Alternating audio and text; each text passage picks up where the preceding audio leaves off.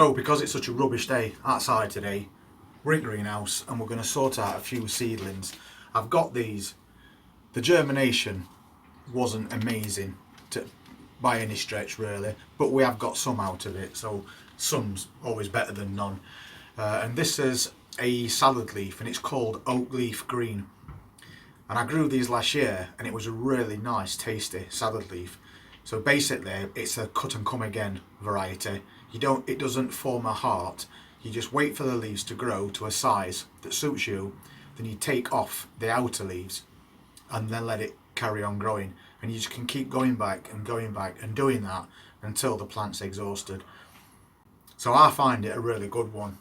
Instead of having a big hearting lettuce in your fridge that half of you just end up chucking away, I know I do, so I like to have the option where I can just take as many leaves as we need for a meal. So we'll get some of these pricked out and hopefully we'll have enough to fill this 12 cell and we'll get them growing on. And when we fill these packs, we like to give them a nice firm base. So we fill it, pack it down a little, not too much, because you do want to leave some oxygen in this compost because the roots need that. And then we'll top it back off. When I transplant salad leaf seedlings, I always wet the soil first, because when you make that hole with the pencil, if you make it in dry soil, it tends to like cave in before you got your seedling in properly. I just find it easier to do it that way. So as I say, cut and come again lettuce leaf, really tasty variety, and if you want some seeds for those, I'll leave a link in description so you can order yourself some. So we'll get this compost watered and then we'll have a look at these seedlings. Last year I was doing this watering with one of those. It took forever. But the best thing I ever bought with this 5 litre sprayer. Gets job done a lot quicker.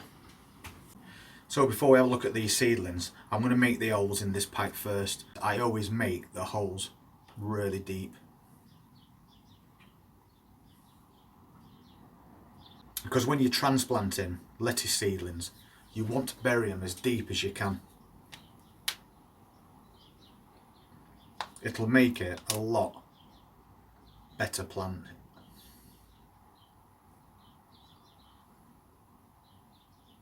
So now we've got that done, let's have a look at these seedlings.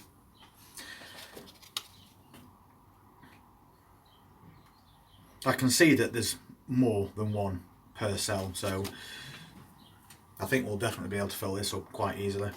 But I'm looking for the biggest ones. And if you're trying to get them out of these cells and squeeze them, and they won't come out straight away, don't pull on these leaves because they snap so easily. If you've got anything, small cell things like this, just get a pencil, poke them out through the bottom. And look how easy they come out. So, that's out, there's no damage. Quite a few roots on it to be fair, considering it's only a tiny seedling. So now we've took that out, we'll bring camera in a bit closer so you can see what I'm doing. So when you take this plug out like that, I like to take away some of the compost.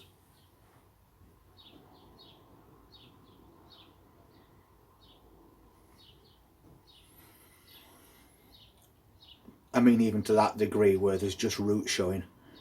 And then it's quite easy for us to just lay it on top like that and then push it right down deep the way we want it. And you can see how deep I'm actually pushing this in. And then we're just going to firm around it like that.